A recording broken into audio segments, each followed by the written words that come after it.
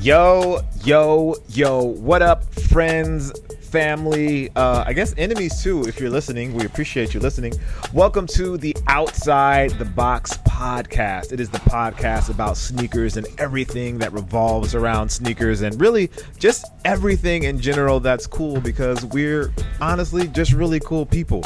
I am Jacques Slade. I am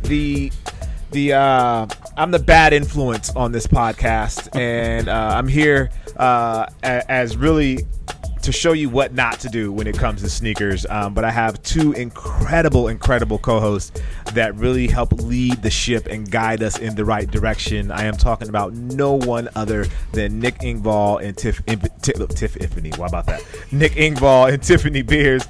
Nick, go ahead and introduce yourself. Nick Engvall. I've been working in the sneaker business for about 10 years or so, and have a site called Sneaker History.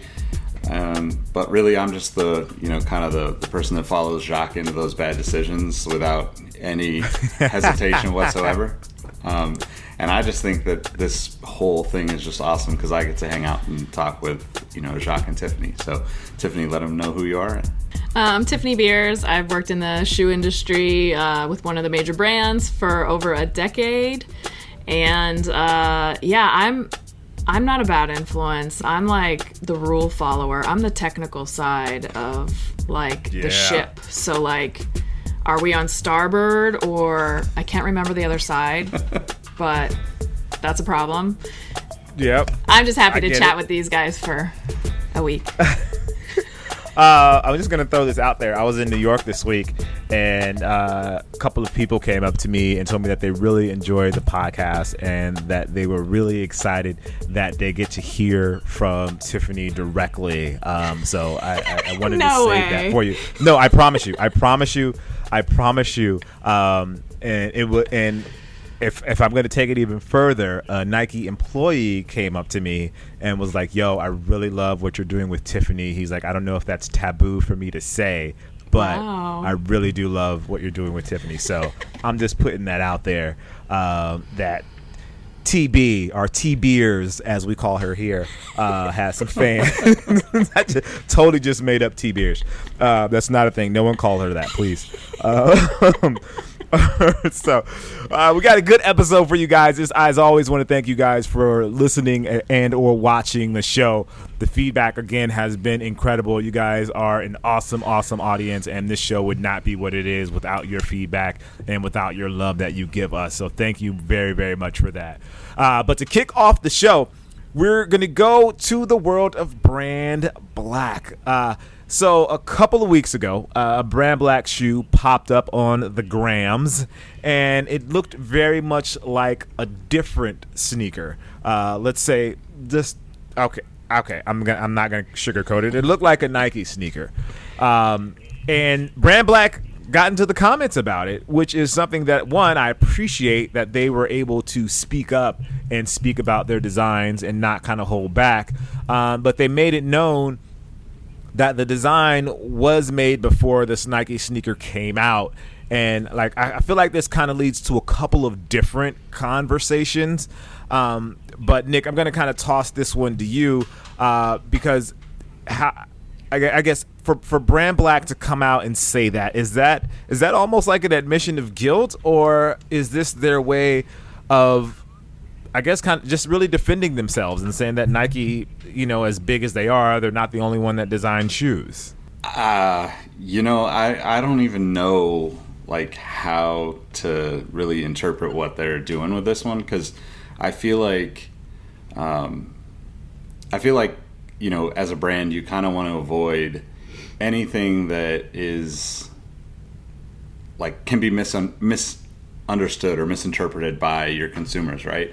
And it's fun to see, if you look at car stuff, it's fun to see recently Audi and BMW going back and forth at each other on Twitter with around this image that kind of had an image of a BMW that kind of had an Audi looking feel to it, and that kind of stuff is fun. But I admire them for being responsive on Instagram, because so many people just dismiss the comments on Instagram, and especially brands, right? You have potentially thousands or tens of thousands of responses to to interact with, and it's almost impossible. But I think like it seems like they were trying to just say like, all brands can create good things, but I don't know if that is how it came across. And if people are reading in the comments and they already visually, because let's be honest, Nike has such a massive audience and following and loyal fan base compared to what Brand Black is, and to think to kind of play the card of like we did it first is, I don't know, it's kind of immature in a sense. Props to them. Right. Props to them if they really truly did. But it's really hard when everybody's kind of looked at the Element React stuff from Nike. I mean, we've seen the acronym, or not the acronym, the undercover, teaser pics for, 4 or 5 months. Yeah. So it's a little late. It's a little late to play that card, in my opinion, if you're Brand Black.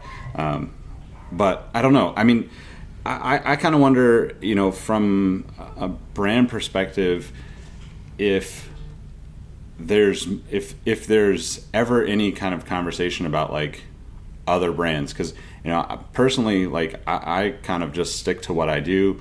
I think it's a great philosophy, and that's why I do it. Is like I don't really read a whole lot of other things. I don't really like consume a lot in the same space that I'm trying to create in, because I feel like you see enough of it easily, right? But without seeking it out, because everybody's talking about stuff. And we've talked about it before, right, where like on previous episode, where it's kind of common for people to have a very similar idea, because we all are progressing in the same industry, same business at a very similar pace, depending on right, what function of the business we work in. But I don't know, Tiffany, do you have any thoughts on this one? Yeah, I think it's super tricky, and it brings up a lot of things that we pointed out before. Like, that's why design patents are so important, because who knows at the end of the day who designed it first? You're never going to know. And we do all seem to be impacted by the same things around the same time. The whole industry is kind of moving at the same pace, like you mentioned. But I think even more importantly, like, it's really, really difficult to design a new shoe. There's literally millions, probably close to millions of shoe designs out there from brands all over the place. I mean, every brand comes out with new shoe designs every year. Like, it is so hard to come out with a new shoe, a new design. Like, the area is saturated, So it just creates all kinds of challenges for them. It's definitely important how they handle that conversation. But it's hard when you're smaller than Nike. Nike's the Goliath. They're huge. They have such a reach. It's hard when you're a smaller brand and you end up with a similar product. That's just a really difficult situation to be in. Yeah, and Tiffany, you can probably guide me here. Is a lot of the design we see guided by materials or new technology? Would that be accurate, or is that completely wrong and I'm like making this up here? Yes, I would say it is, but it depends on if it's performance or lifestyle. In lifestyle, I would say less likely to be driven by the performance unless it's something very particular. Think of Boost. The look of the Boost beads on the side of the shoe, the styrofoam look, like that's clearly guided by the technology, being performance right, and lifestyle. It really depends on, upper materials. They're pretty guided by the aesthetic. Yeah, I mean, I'd say like half of the challenge in designing with new materials and new technologies is like you do have limiting parameters that you have to work around. The thing that strikes me the most about the Brand Black shoe is like it even looks like the material choice is very similar. It's one thing to have like a similar shape, but it looks like even the material choice is similar in this case. And I think that's what is really causing the uproar. Like, it not only does like the lines look similar, but the material choice looks similar as well. So I'm thinking is that with that material, maybe there's, when that material is introduced to brands, or that's material of that feeling or that like or that whatever fabric is introduced to brands from a vendor, that there's a certain look that kind of comes along with it. And, maybe Brand Black, this is, they were introduced to that material and it looked a certain way when it was introduced to them. And it looked similar when it was introduced to Nike, and thus the designs came out in a similar way. I think that's very, very possible. I mean, keep in mind, like, anytime you buy a material at like a wholesale situation, like they would have bought from the vendor, usually there's minimum quantities. And so if you're a small brand and you can't use the minimum quantity, you don't get a lot of choice. You kind of get what they have, like a small enough batch of that you can afford to put on the shoes. So yeah, but definitely what you were saying, I think, is very accurate. If the materials look the same, even though the lines might be very different, and what is a similar line? If it's off by a millimeter, is it the same? Is it off by 5 millimeters? Is it the same? Like, where do you draw that line of this is a direct copy? I'm not sure exactly. Yeah, I think that's interesting because I think also the colors that are available, right? Like, oftentimes are getting passed around through in the same sense, right? Like, Nike will use the same color for a set amount of time, but like that color will also pop up on competitors' shoes under a different name or very similar. And I think it's just kind of like they all kind of follow in a sense. There's always trends that determine all that stuff. That to go along with the technology side, where I don't know. I was just going to read the quote though, like basically like it's the Brand Black kite racer. They call it fashion versus function, but somebody commented on it and said Nike fanboys got to chill and realize Brand Black been releasing pics of these way before the React element was being hyped up. And then Brand Black responded with, "Thank you for noticing. We used to not show pics early. Now we show too early in order to show when we did it. Nike does their thing and it's great. Why would we waste time trying to improve their idea? Energy better served working and improving on ours. This is a rare response and will probably disappear in a day, but had to respond. Peace." I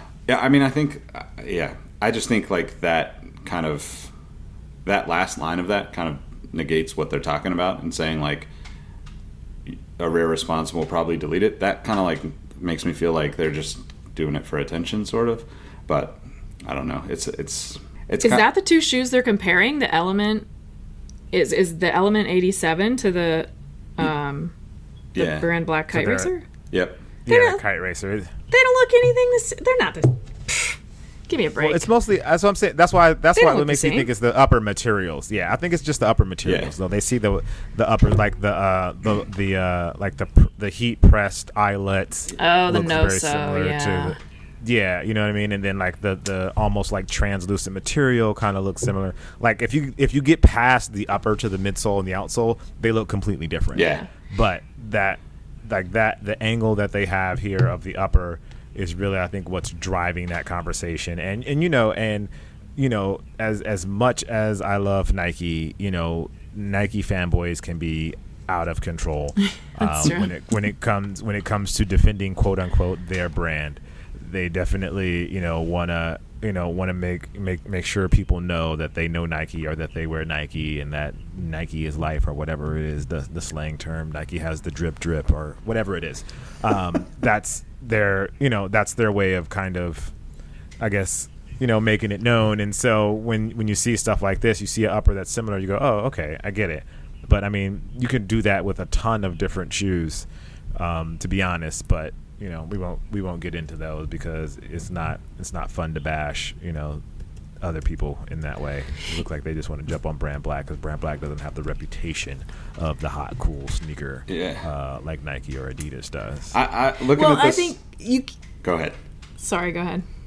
I was gonna say, I think if you look at one part of a shoe, like if the entire silhouette, like I always look at it as the entire silhouette. How similar is the entire silhouette to another silhouette? If it's just one part of it, you're going to see it all over the place. Like that's definitely not copying. I mean, there's only so many ways you can construct a shoe too. It's not like this is an endless, flavors. It's not like, 31 flavors or 180 beers to try. It's like you got 6 or 7 options here, or 10 options at most, you know? Yeah, I agree. But speaking of brand black, we saw something else that kind of seems like it's inspired by a brand black shoe. The one of the greatest basketball players of my lifetime, Kevin Garnett, is now back with And One, and he recently did an article with Slam, and we saw a couple of the shoes there that looked familiar. I'll just say they look familiar. For one, I'm happy that And One is back. I think they're an integral part of the basketball culture, and I think they help shape and mold a lot of things that we see today. And I'd love to see them get some footing back into the basketball world. But Nick, you kind of spotted this one, so I'm gonna let you run with this one and kind of lead the conversation here. Well, so I think there's two things that I think are interesting about the whole And One KG conversation. Obviously, the shoes themselves look a lot like brand black, and they kind of even look like what was that, the Dame 3 maybe, or the Dame 2, which just kind of speaks to, you know, the general vibe of basketball shoes over the last couple of years. But I think it's really interesting that KG is back with And One to kind of help reinvent the brand. You know, he had some of the best shoes, wore some of the most popular shoes, that like the KG1, the KG2, and you know, you used to see him in Tai Chi's. Like, he was a huge part of that brand during that era that you know, like you and I kind of grew up in basketball, Jacques, where like they really defined like hoops. Like, you know, I would say even like the And One mixtape tour is what started like cultural events in the sneaker world, right? Like, it was about basketball. It was about the trash talk tees. It was about the people coming out and being a part of something. And honestly, like that's like the precursor to the Agenda trade shows going like on this like kind of festival route. It's the precursor to what Complex Con is in a lot of ways. And, you know, in general, like they were just so far ahead of the curve by like making that mixtape tour, having all these guys show up, talk about basketball, talk about sneakers, entertain, play basketball, all that stuff. So to have KG, you know, back in the mix for this next, you know, kind of whatever this next run for And One is going to look like, it's a huge win in my opinion, just straight off the bat, because, you know, this is something that I've had personal issues with, you know, whether it be, most of the time it's Nike, unfortunately, but like, because that's the brand that I grew up watching all the athletes, but like, you know, like Chris Webber's like one of my absolute favorite players, and every time his retro shoe comes around, it doesn't have his logo on it from back in the day, and it makes me just feel like, well, why not just get him involved? It can't cost that much to pay him, you know, a little bit just to have his logo back on a shoe. The same thing with like Deion Sanders, or, you know,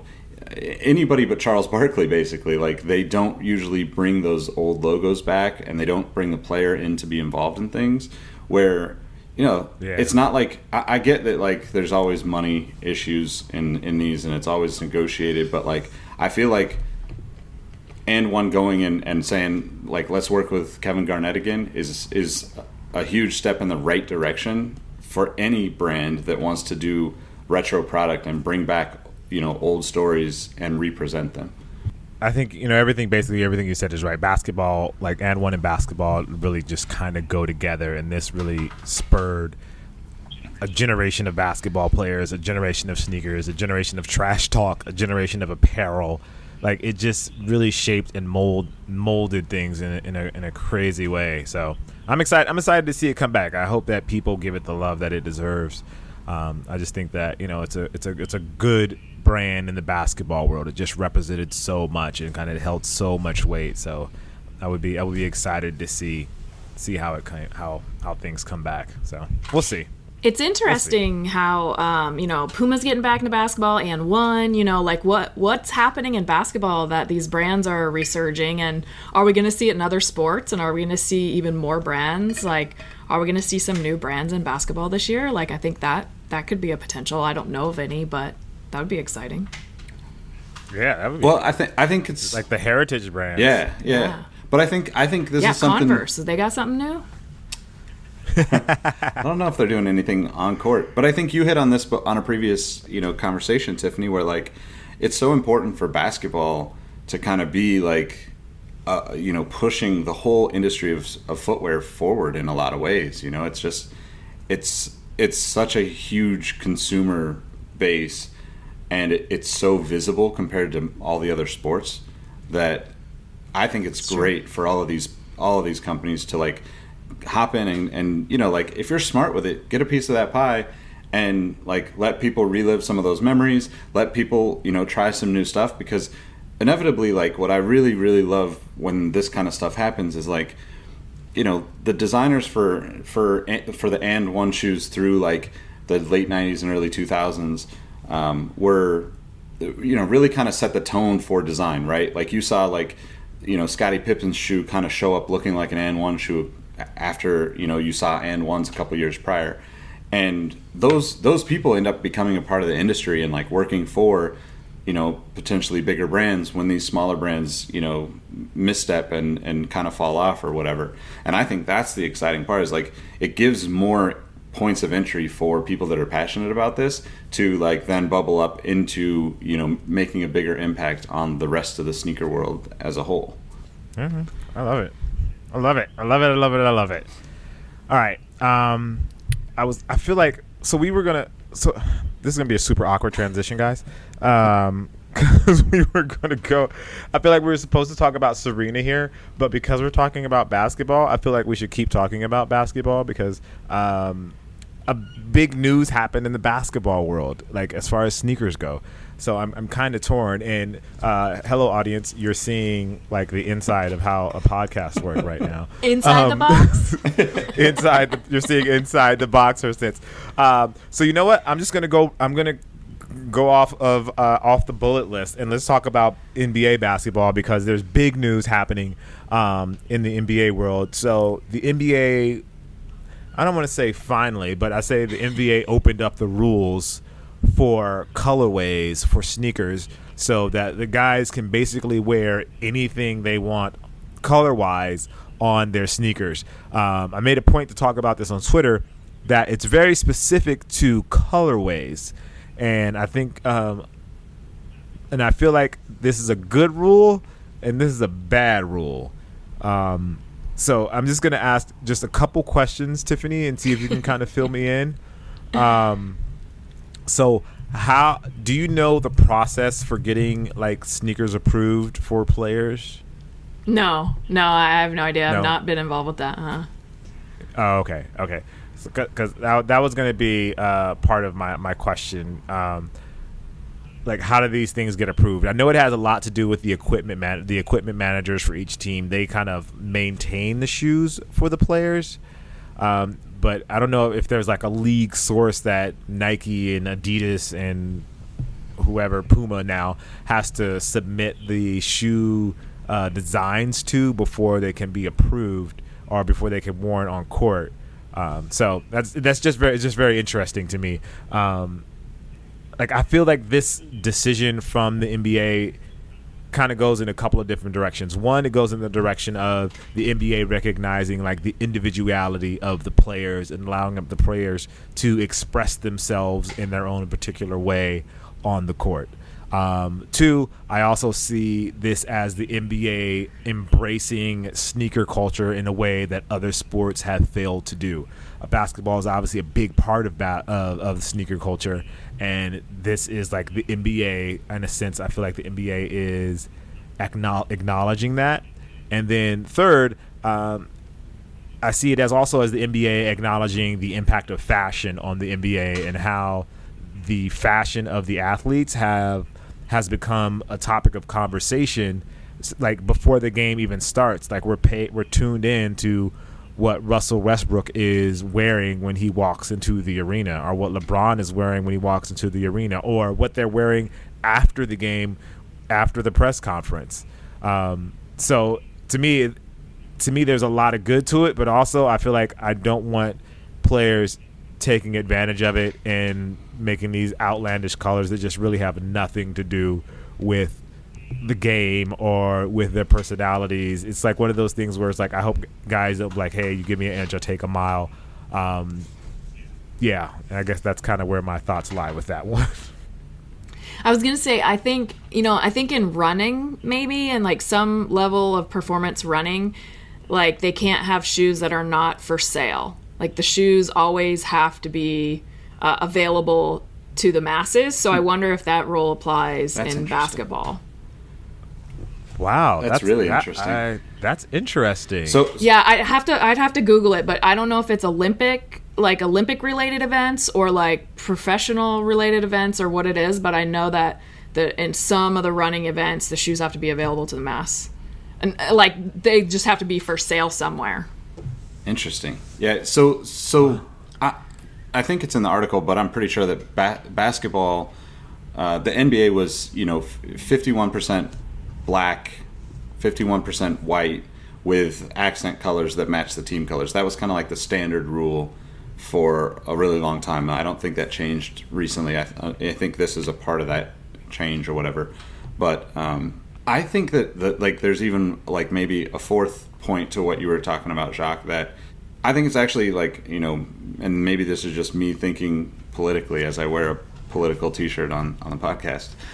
But I think that like the NBA is very aware that the players want to express themselves. Like, the NBA has always kind of supported the, players drawn on their shoes, writing on their shoes, there was so much like, even before, but like, I think of like Obama becoming president and all the players that, had something about, Obama for inauguration night.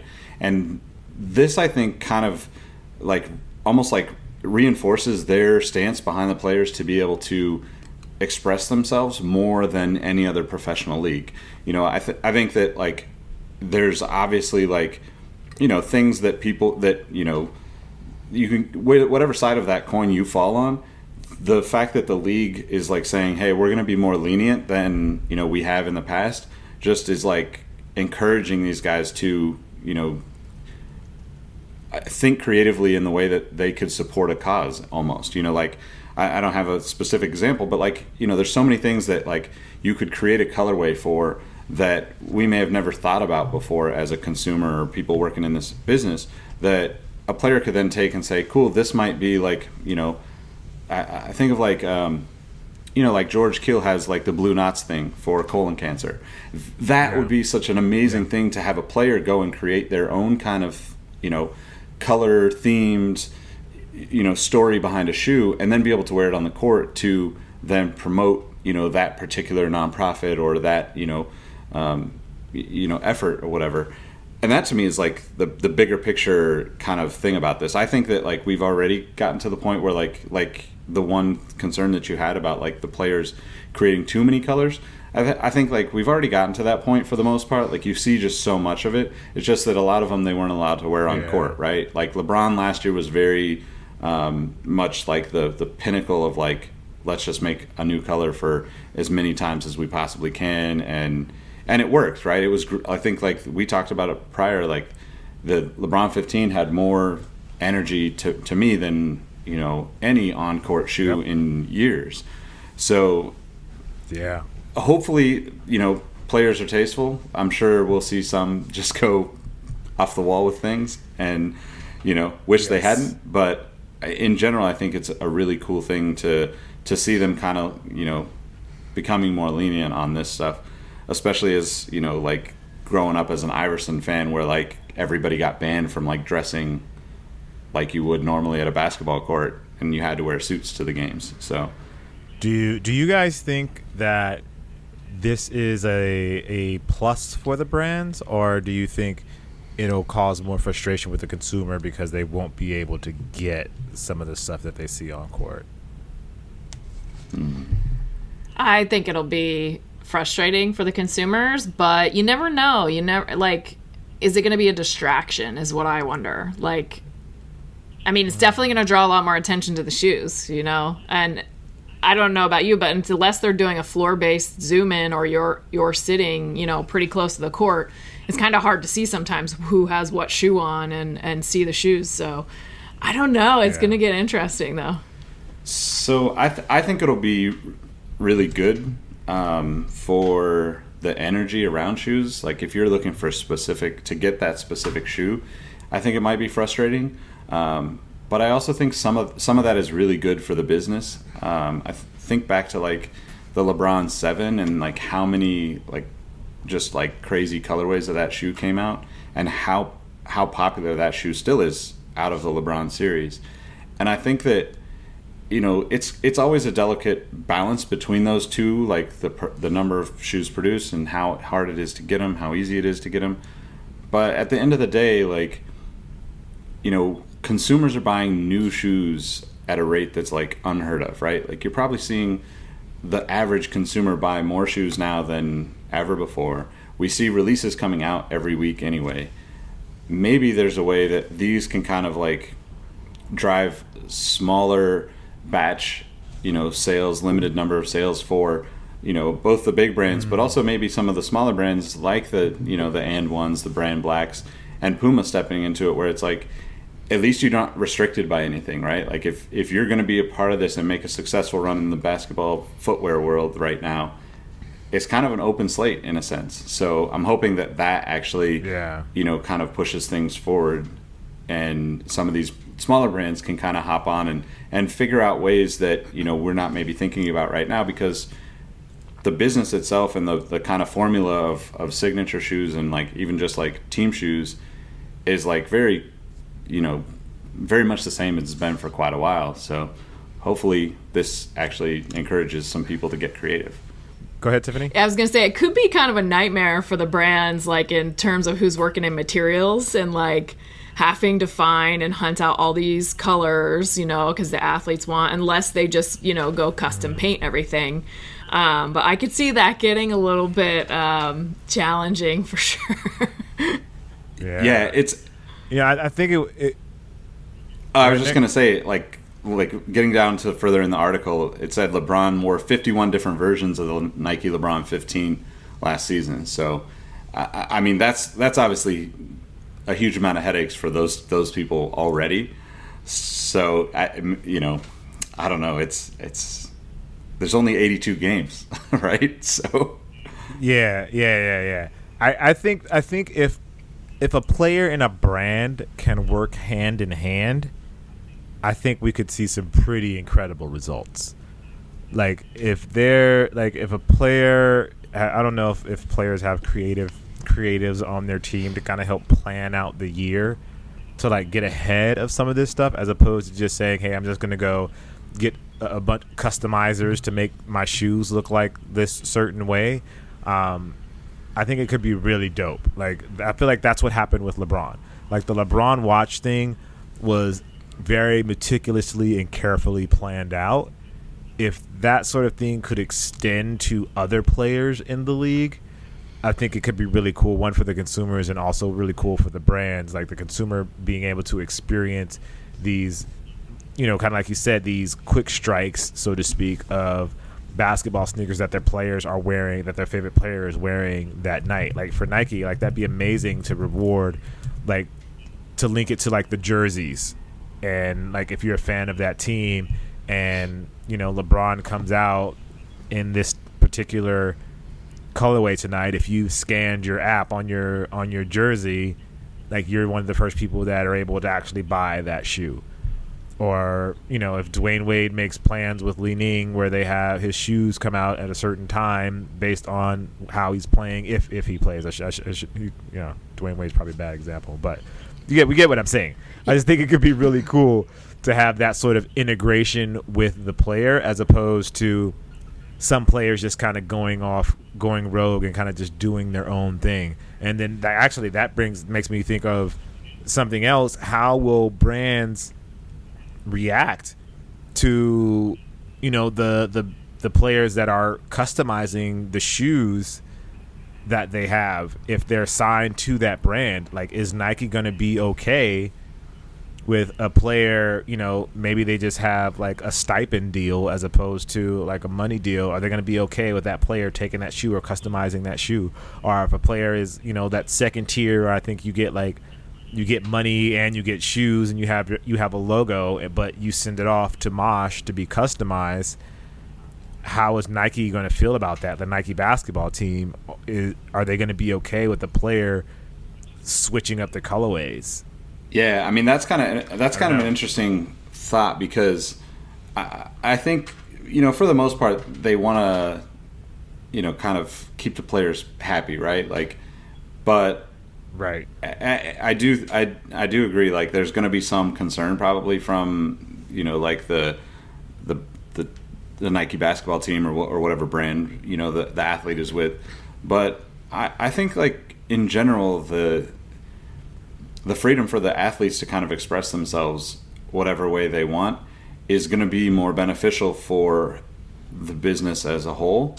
And like, it might not benefit Nike as much as it would benefit, like like somebody like Langston Galloway, who has kind of his own shoes with Q4, and potentially they could do let's say a handful of samples or a handful of sample colorways throughout the year, and now you've got potentially some shoes that get sent out to get some press out of it, where Nike already knows how that works and they know how to make that stuff happen, where other brands that don't necessarily have the resources or the experience of doing that, this gives, like, the athletes that are really passionate about it a chance to kind of own and like build their own personal brand more.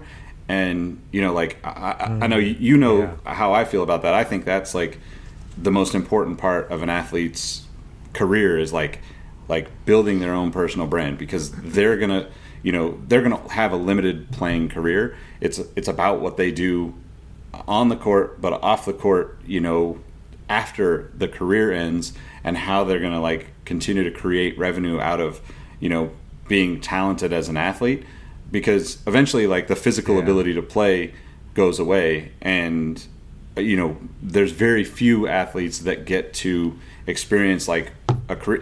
KG is a great example, right? KG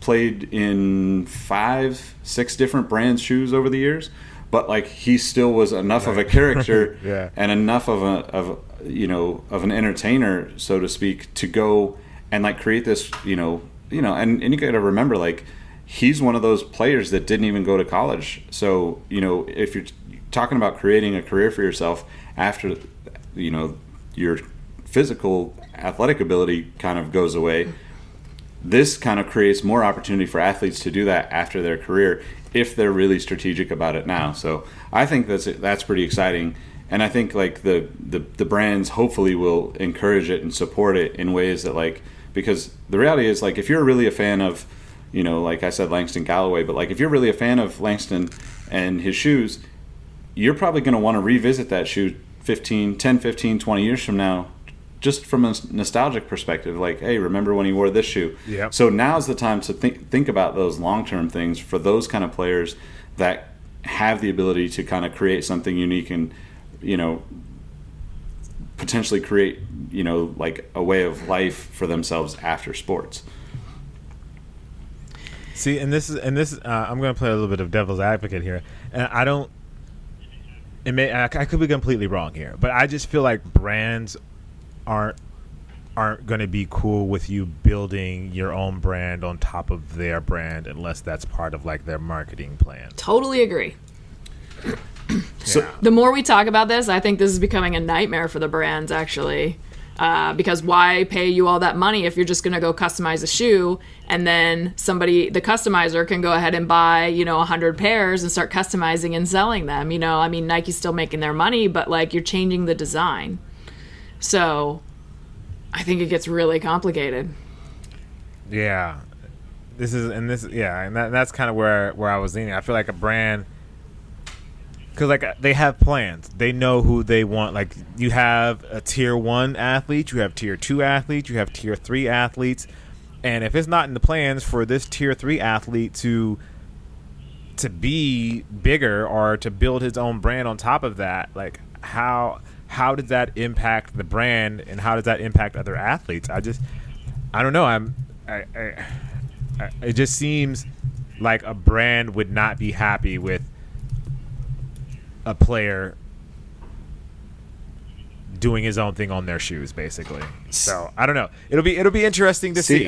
It'll be interesting. I think it's a little bit different because I agree to some extent, but I think of like, you know, let's go back to like Brandon Jennings with And1, right? Or I mean with Under Armour, like. When he played in the prototypes before Under Armour actually had like a basketball line, he played in the prototype 2, scored 55 points in it.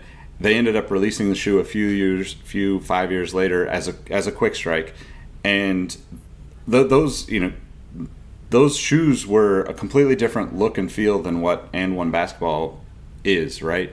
But actually. Coincidentally, they were actually like the original designers at Under Armour Hoops were a part of that like late 90s, early 2000s And1 team. So there was a lot of similarities to that look if we go look up that shoe.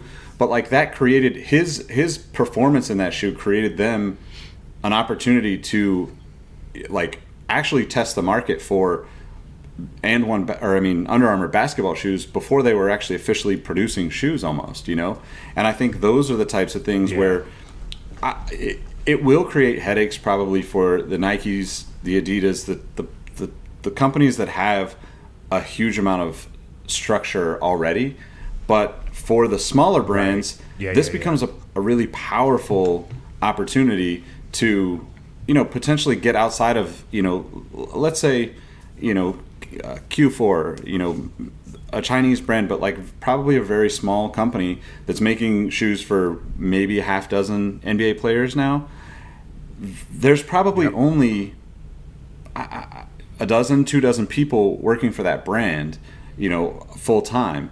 And that to me seems like, okay, like maybe instead of, you know, and I'm just kind of playing devil's advocate to your guys' hesitation on this whole concept, but like maybe that brand sends something to Mosh and they actually get something that becomes a very like, you know, poignant story in the sneaker world, and now they have that much more relevance and people are paying attention to the brand, where before they're making, you know, a limited number of shoes, only a few of the players get a lot of playing time, and most people that are just the casual, not even casual, most sneakerheads probably don't even pay attention too much to that brand. But this gives them an opportunity to kind of partner in a new way and, you know, potentially like bring a lot of attention to their brands. Yeah. No, I think that's probably going to be the crutch of it, that for the smaller brands, this is a fantastic opportunity. This is a great way to get your brand out there, get your athlete out there, and kind of help build a brand around your athlete. But for the larger brands, I see, I don't want to say they're controlling, but that's the only word that's kind of coming to me. But, you know, the control that they usually have over these sort of things and how brands are built and how people become popular and how names get out there, I see this as a point of contention for them, especially, you know, if someone kind of really like flips a sneaker in a way that they weren't expecting and makes it something completely different. I don't know. Yeah. I don't know. But I hear you. Yeah, and I think that like the amount of work that is, like, for LeBron to have 51 shoes, great. Like, that promo guy, that developer, that was a lot of work. If you're talking about having 50 athletes do that, or 100 athletes, I mean, you got to hire a mass load of people to be able to handle that. Yeah. And also, like, I think what they risk is like a bit of a miss show, because like maybe some of the paint isn't going to be very durable. Maybe some of the materials aren't going to have time to get tested. You know, and the smaller brands are going to be even more challenged in this because they don't have access nearly to the quantity of materials. So, like, I think you might see some, like, little mishaps here and there with shoes and materials not working out so good. It all depends. Like, this could be a level of chaos we haven't seen on the basketball floor in basketball shoes. Yeah, that would be funny. That'd be fun. I would love to see this be a big thing. Like, that's why I feel like there's two sides of it. One, I'm really excited about it and think it's going to be dope. But at the same time, I'm like, this could go really, really the wrong direction if things aren't done correctly. So I guess we'll see. The season hasn't started yet. We're like a month and a half away out before the season starts, and I'm excited to see where the basketball world takes it and how these designers and colorists and product managers really take advantage of this opportunity, because I do think it is a big opportunity, and I do think that with the right strategy, it could really change the perception of a player and how the community looks at basketball sneakers in general. But it just has to be planned out very well. But we'll see. Speaking of planned out very well, Kanye is thinking about taking over all of the basketball shoes for Adidas, and apparently he's in talks to do it. There was a tweet sent out where Kanye is doing a radio interview, and in the interview it was on WGCI on 107.5 WGCI, an iHeart radio station. I don't even know if that's how they say it. That's how they say it in my mind. He says that basically he's talked to the Adidas team about taking over the Adidas basketball team. Now, a couple things here. I do think that Adidas basketball does need some help. They haven't had like the hit really when it comes to Adidas basketball. Like, their shoes are great to play in. The Crazy Explosive, the Primate Crazy Explosive is an amazing shoe. I love that shoe. I play in it quite a bit, but they haven't had like a hit. Like, nothing has been knocked out of the park. Like James Harden, his first shoe, people were like, okay, but then the second shoe came along, and it almost, I don't want to say it took a step back, but it didn't get the same sort of acceptance that the first shoe got. In fact, I'll go out and say that his lifestyle version of his first shoe was the best version of his signature shoe, which probably shouldn't be the case when you have a signature athlete. So with Kanye stepping in, it's both exciting and I guess frightening. One, because Kanye isn't a designer in the way that I think of designers when it comes to basketball shoes. I think of Kanye as a guy that's kind of creating like these lifestyle looks, not a performance silhouette. And maybe that's what he means. He'll be assisting with the aesthetic of the sneaker as opposed to the performance piece of the sneaker, which I imagine that's what he means. But then I'm also excited because I feel like, Kanye has an incredible gift at bringing attention to whatever it is he's doing, and this may be what Adidas needs in order to bring attention back to their basketball line. I'm hesitant to throw this to you, Tiffany, because I feel like I kind of know your perspective, but I'm gonna go ahead and give us your thoughts on the school of Kanye with Adidas basketball. Yeah, I mean, Kanye's been designing sneakers now. He's for years. Like, the first time I worked with him was 2007 or 8 with the first Nike Yeezy. So that's wait. What year was that? Hold on. There was a humble brag in there. I just want to make sure the audience. I just want to make sure the audience acknowledged the humble brag that happened there. Okay, go ahead. So yeah, like what year did the first Yeezy come out? You'd think I would know this, but my brain is mush. But so he's been doing it for almost 10 years now, right? Right. So like that is a breadth of experience. I totally think he could do it. Like, him to be the creative director, or whatever title he wants over their basketball. I think it'd be really interesting. I think he'd bring a different spin on it, and he would continue to learn because basketball is such a functional, heavy product. He would learn a lot more, and I think you'd see all of his product take on a new, more probably technical side and improve overall function. But I kind of wonder, is it because Jay-Z's over with Puma, or like what is the background of this? Does he really want to design a basketball line? Because I totally think he could do it, and I think it'd be interesting. Maybe he doesn't want to do it for 10 years, but maybe he does. I don't know. I mean, I think it actually would be more beneficial for. Well, I think it could be beneficial for both, right? Like, like you said, Jacques. There's just something about like the crazy amount of attention that he's able to bring to the stuff that he's involved in, and Adidas basketball, it's almost like the team shoes are better, at least as far as performance, than the signature shoes.